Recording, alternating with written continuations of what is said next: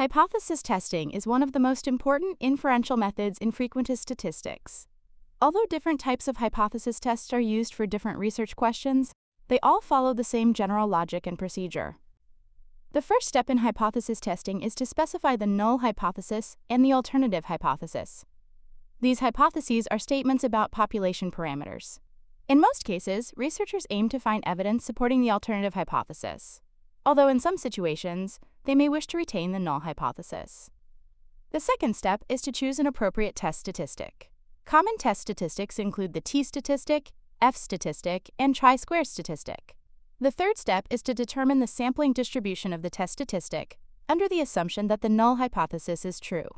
These sampling distributions are derived from statistical results such as the central limit theorem.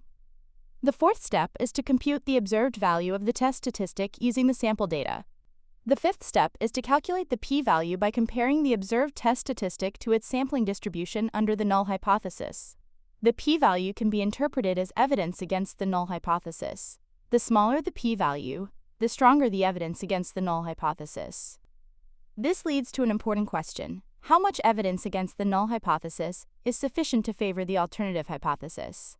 This question is addressed in the sixth step, where the p-value is compared with a chosen significance level, denoted by alpha. This level is typically set at 0.05. If the p-value is smaller than 0.05, the null hypothesis is rejected. Otherwise, the null hypothesis is retained. Finally, in the seventh step, if the null hypothesis is rejected, we conclude that there is sufficient evidence to support the alternative hypothesis.